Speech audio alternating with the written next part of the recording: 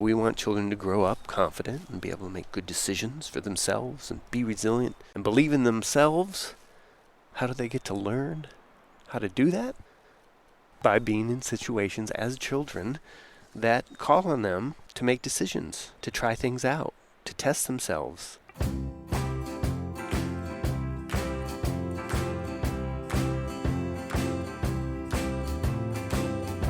Hi, this is Rusty Keeler, and you're listening to the Play Nature Podcast, where we talk about play, nature, playing in nature, and the nature of play. I'm glad you're here. Let's have a listen. All right, here we are, episode 5. All right, and today is a beautiful day in Ithaca, New York, and I'm sitting by 6 Mile Creek, and the sun is shining, and the water is sparkling as it's moving past me. There's birds in the trees, and yeah, it's feeling pretty good. Great day for a podcast. And today's podcast is going to be about risky play. Risky play. I'm going to talk a little bit about the benefits of risky play. And kind of what I'm most interested in is adults' role around risky play and saying yes to play in general. What do we say yes to? What do we say no to?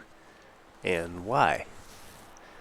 And then can we learn and be self-reflective and say yes more? Because we know the importance and beauty of play in children's lives. So I'm going to go through risky play stuff, and then at the end, like usual, I have some questions that I'll answer from listeners. One is asking me, where do I draw the line with risky play and how and when I have to say no to things? That's a good question. And then another is about how to talk to licensing about risky play. You might be a believer, but how do you talk about it? Good questions. So I'll get to those at the end. To kick off the risky play talk here, I thought I would relate a little story from my own life, my own adult life. And so here I am back at 6 Mile Creek. And this spot on 6 Mile Creek in Ithaca was a special spot for me when I was late 20s. And I was forming my ideas about children's environments. I was kind of forming my path of designing play spaces and wanting to connect kids to nature and kind of having all my philosophical ideas. And, you know, you might know the saying from the bumper sticker, Ithaca is gorgeous, because there's all these creeks and gorges in Ithaca. So imagine me as a young man with my journal, all excited, dreaming it up and dreaming of what my career could be and working with folks like you to do great things for kids and environments and design and all sorts of stuff. So I was down here by the creek in the gorges.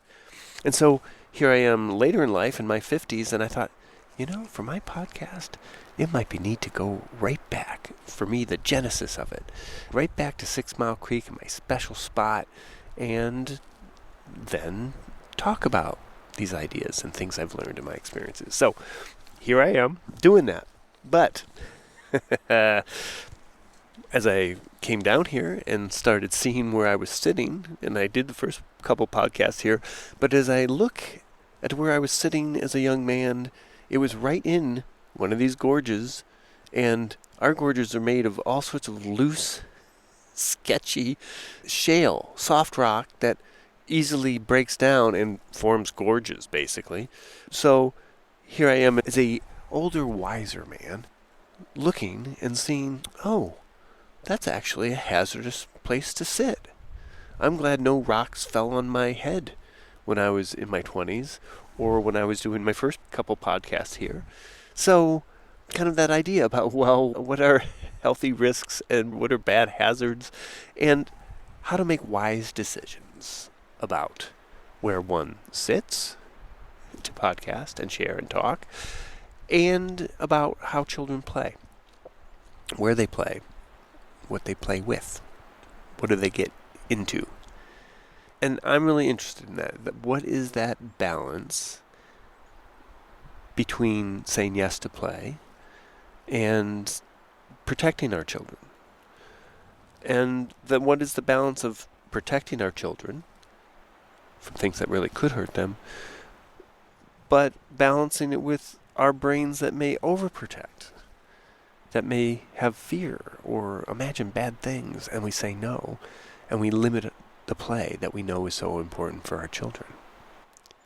So, risky play is a wonderfully complicated subject, and there's a lot of ins and outs, a lot of moving parts.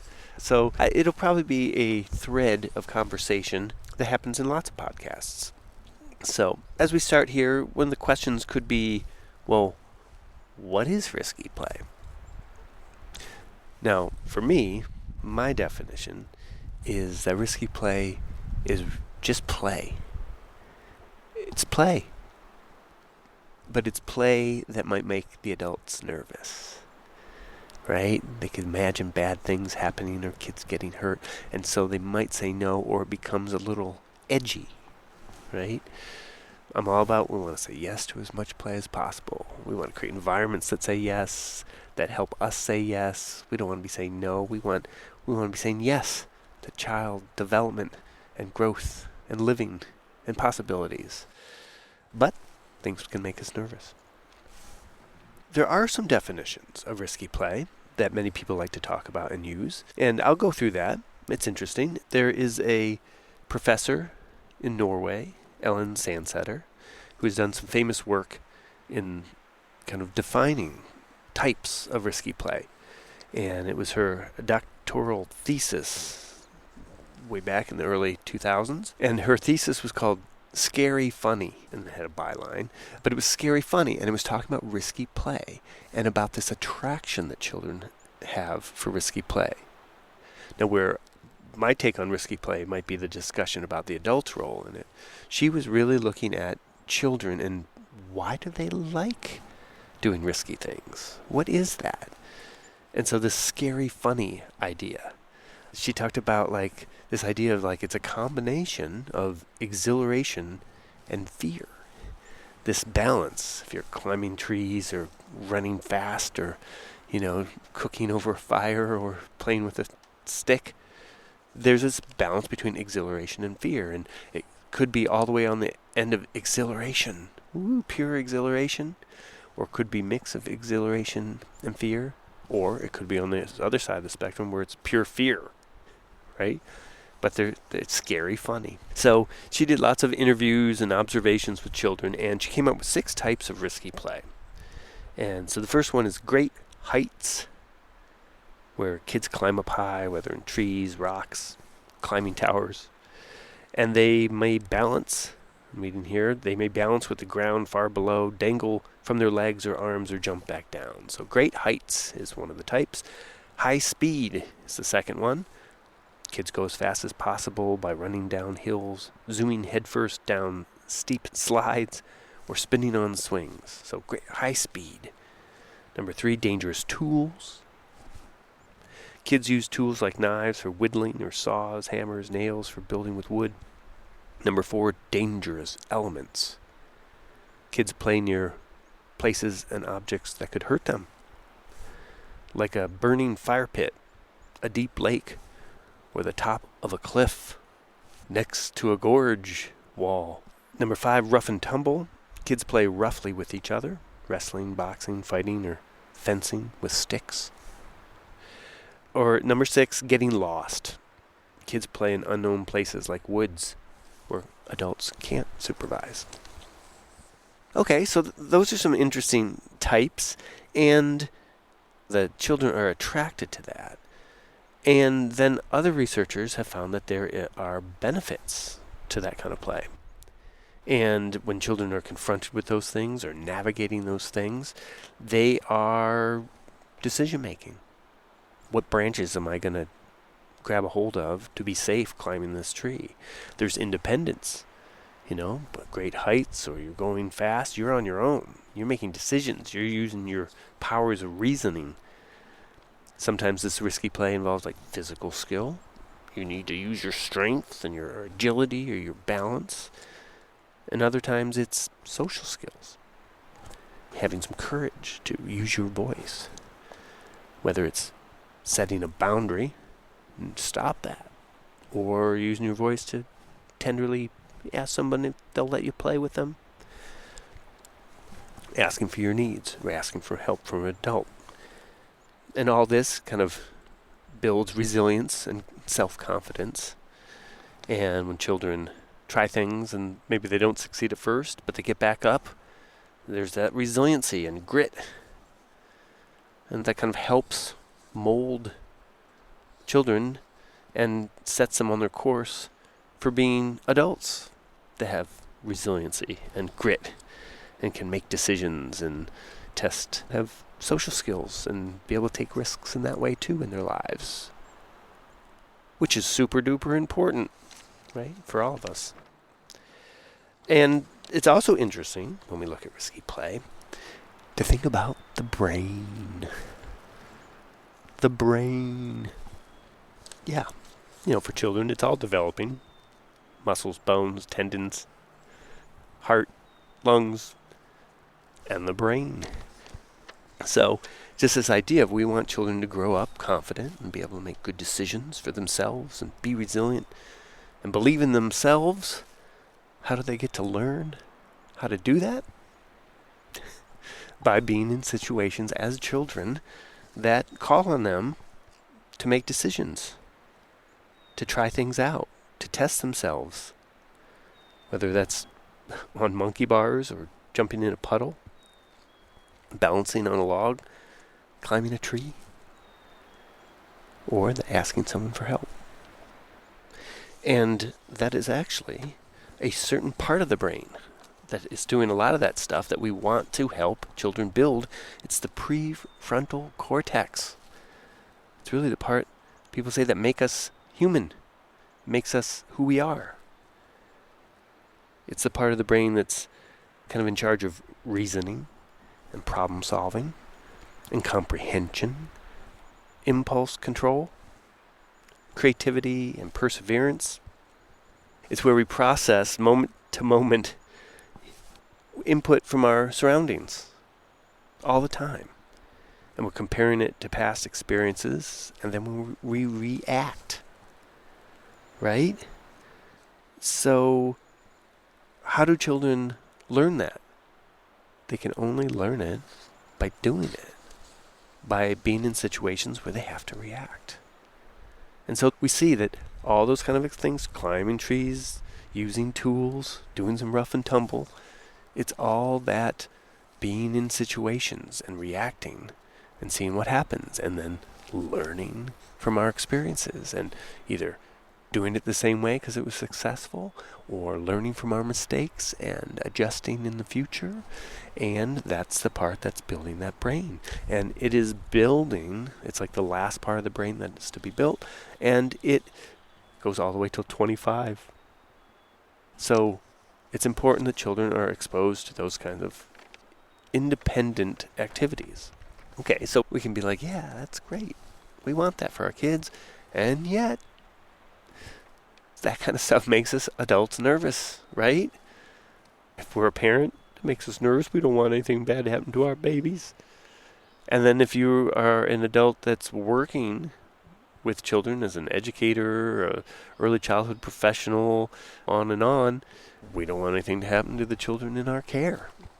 And so there's a lot to think about then as adults who are supporting risky play or want to support risky play, because there's that idea of injury. We don't want anyone to get hurt climbing a tree or using a saw. And so not only that kids getting hurt, but then what are their parents going to say? Or if you deal with health and insurance companies and things, like what are they going to say? Or what's licensing going to say? We don't want a lawsuit.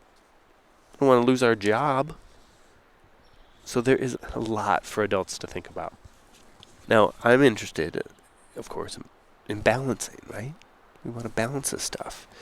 Because we want to balance it realistically because play is so important. And children's independence and their free play and their testing their limits, that is so important for their growth and development.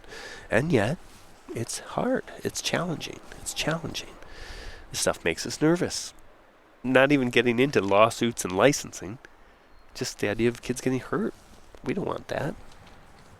So, we as adults, we're programmed to protect our young. Right? We can imagine all these bad things happening, and we think, no, we don't want that. That's why there's been humans for generations and generations, because we protected our young. However, that instinct, if left unchecked, or if we just go for the fear factor, the things that we can imagine, the terrible things, that can dominate our thinking. And when that kind of thinking dominates our brainwaves, we say no. We say no, and maybe not because something really is going to happen, but because it makes us nervous. See? When we don't like that feeling, that makes us nervous. Or maybe it's we don't want to clean up a mess. And this could all be the climbing a tree, children balancing on a log, riding down a wagon, riding down a slope in a wagon, stomping in a mud puddle. But we want to say yes. So we want to check our thinking. What do we say yes to and what do we say no to? But really, why are we saying this? Why are we saying no? And how can we say yes more? We want to say no when it's important, when things are really dangerous, when there are real hazards, or you really see something bad. But we want to be self-reflective and not overstep. We don't want to let our brain, our thinking, our fear kind of shadow the beauty of free play, of children playing. So with risky play, there's those 6 types, children liking to do things, and sometimes the discussion about risky play is to do risky play, or the activity is we're all going to try to climb this tree, or let kids climb the tree. And so that's almost like risky play as the goal. Okay. That's interesting, but I'm more interested in the idea of adults finding their ways to feel more comfortable, allowing children to play, and allowing them to have their free flow of play. And maybe risky play is just a part of it, maybe it's not. But just the idea of having the freedom to play, and if the play flow takes you up over, you climbing up the slide to get onto the top of the play structure, that's how it takes you. If it's sticks and you're everyone's pretending there's torches and it's nighttime, or the sticks are, used to stir some potions, okay. Or if the flow is, running real fast or balancing on the logs, that's what I want. That's my dream and hope for children, is that they have the opportunities for just the free flow of play and where it takes them. And it's beautiful from looking at the children in the play, because that's the universe, right? That's the creative flow of the universe moving through them. But for us adults, we are the gatekeepers. So do we say yes to that or not? And so, at the same time, it's important to say no sometimes. And it's good to have adults around. Now, I'm all about free-range kids at the right ages and everything, out in public, or in their woods, or in their vacant lots and sidewalks and that kind of stuff. But at the same time, with age groups, it's nice to have an adult around, scoping things out, right? Our prefrontal lobes are complete. Right? We're not in the building stage of that. We built it up. So we can often make better decisions, knowledgeable decisions involving children, or happy 28-year-olds in gorges. Right? Hey, my prefrontal cortex wasn't fully formed back then. I was a late bloomer. But now it is. And so that's the balance. Of okay, we have our prefrontal cortex is formed. We've learned from cause and effect in our experiences, and we can make informed decisions. And so that's great. But it's up to us to balance our fears with our love of play and wanting to support play and keep our fears in check. I'm going to try to keep the podcast a little shorter and sweeter these days. Don't want to ramble on too much. So, in the spirit of that, let's go right to the questions. These questions kind of tie in to the spirit anyway. So, this idea of balancing our fears with the realities is a good place to start. So here's a question that says, you recommend to say yes more, but where do you draw the line? Do you follow any guidelines or a series of questions for those times you have to say no to certain play? Yes, I do, sort of. It's kind of intuitive or in the moment, and it might involve death. Like, I don't want my children to die, so I feel very nervous when we happen to be at a Airbnb in a hotel that is very, very high and has a balcony, right? So no playing, no roughhouse, no climbing the balcony banister, no, I don't even like you standing near there. So I can feel that feeling of like, holy Moses. But that kind of boils back down to every day. We can look at risks and benefits. That's a big thing, and maybe we'll dive deep into that in a future podcast. But, okay, the activity, they're bouncing on a log, or, my sons are often in this creek, and, you could get wet. You could slip and fall. And so that's like balance, risks and benefits. Like, the risk is you could get wet, but the benefit is you're having fun, and you're in a creek, and you're balancing and jumping, and, all that kind of stuff. So you're weighing the risks and benefits, and then you can take it another step forward where you think, okay, what are the end results? Like, really, what could happen? Now, is it a death situation if he falls in the water? No. Could he get wet? Yes. Is that okay? Yeah, sure. Why not? So some of it is kind of weighing that, like, okay, well, how bad are the consequences? Kind of like to draw the line at death and long bone breaks, big falls, stuff like that. Another is this idea of risk and hazard. And so kind of as the adult, I feel like it's our role to kind of look for hazards and clear environments or watch out, and then so children can take risks. So there's different definitions, risks and hazards. In this case, we can think of risk being good, hazards being bad, risk being something that a child chooses to do. Could be a little dangerous, they could get hurt, but they see it and they choose it. Could be bouncing on the log or climbing a tree. But the hazard could be, it's something they don't see that could hurt them. So they could be balancing on the log, but what if there's glass under there and they don't see, or there's a chunk of rebar or concrete? So it's our job to remove hazards so that we can feel more comfortable letting children take risks. Another quick little story here. My older son, when he was a toddler, liked to crawl up steps in our house. Okay, and I was there behind, but he was pretty good at it. But I was there to, sort of catch him if he fell. But then I'd let him go, kind of by himself, higher and higher.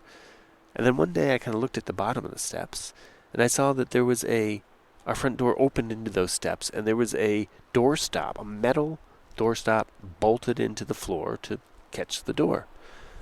And I thought immediately, it was like, oh, ew, I don't want my son falling on that. That is a hazard. So I got out the screwdriver and unscrewed it, pulled that metal thing out, and literally, like the next time he climbed those steps, he did fall, and he hadn't fallen much before, but that day he did. He fell, tumbled, and the way he spun and fell, blam, he landed with his head, with his face, literally his eye socket, right where that metal thing was that I just removed. Whoa. I remember being like, whoa. So, and it wasn't there, so he was okay. So, that's just to say that it can be our job to scan the environments. And if you're working with a playground or your backyard, we want to have some rough and tumble stuff. We want to have some stuff that they can be risky and wobbly, and maybe they can fall off a log, or that kind of stuff. But we want to be vigilant in removing hazards, removing the things that could really hurt them in a bad way. Okay, question number 2. I understand the benefits of risky play and want to say yes more to risky play, but how do I talk to licensing about it? I don't want to get shut down. So that's probably coming from a child care provider, early childhood professional, preschooler, teacher, owner, director. And yes, okay, so licensing. And future podcasts, we'll dive into licensing. We'll get some interviews with licensors. I did that for my book, Adventures in Risky Play. We know that if you're in childcare, that licensing is a huge part of the equation. And what they say and what they think and, how do they react to things? Are they going to write you up? Kind of thing. For doing things that are right. So here's this idea that we believe in risky play. We know it's good for the brain, the heart, the body, the soul, the grit and resiliency that we want children to take into their whole lives. And so we want to provide those opportunities. But a licensor coming in might be like, what? You have all these loose logs? There's kids running around with sticks? I've heard stories about licensors being like, there's metal spoons in the sand pit? Because they too have that instinct of protecting their young. And it's their job. They're doing their job to protect children. And they have that instinct too to see the bad things that could happen. Right?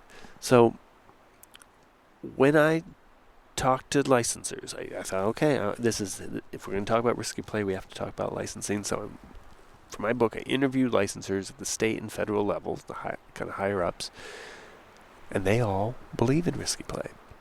They all know it's important and know that providers should be providing those opportunities.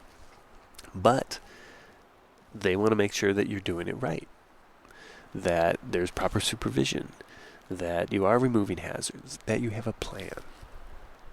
And so they say that it's very important to be able to communicate that with the licensor who comes with a clipboard to check you out, right?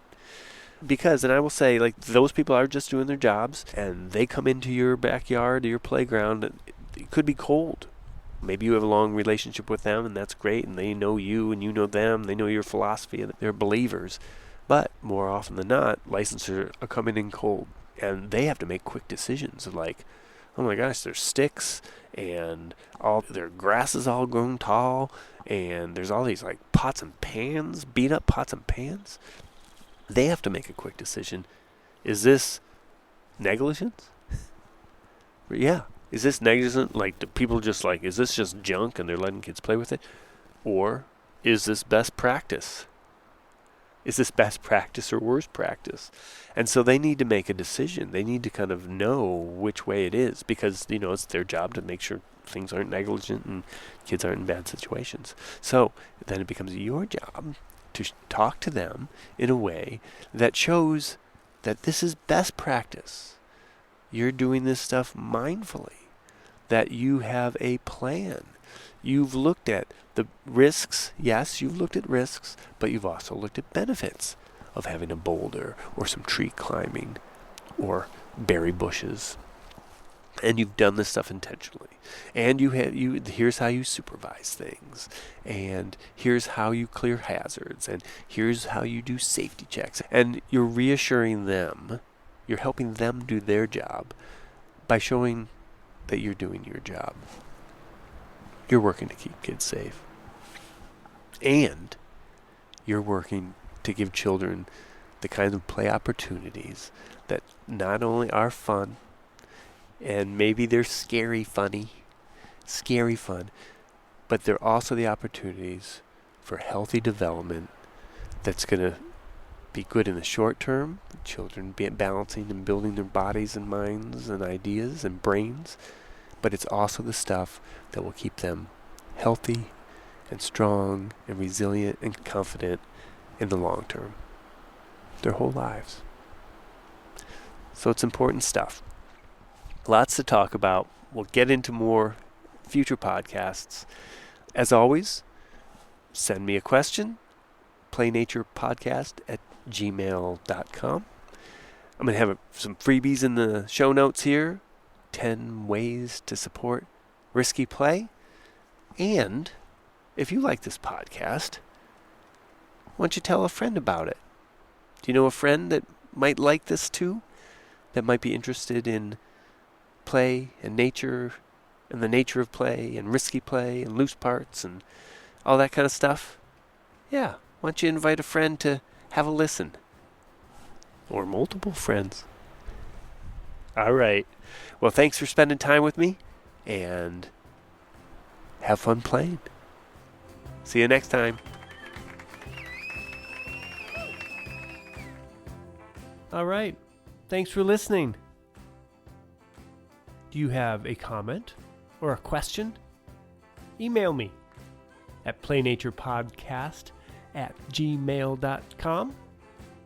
You know I like talking about this stuff. And maybe we could use your question on a future podcast episode. As always, I have some free goodies for you in the show notes, including my outdoor loose parts guide. Fun stuff in there. And so I wish you the best in your outdoor play adventures. And when it comes to adding nature to your yard, or loose parts, or saying yes to risky play, my favorite motto is dream big, start small, and never stop. Oh yeah. Woo woo woo woo. Let's do it. All right. Have fun out there.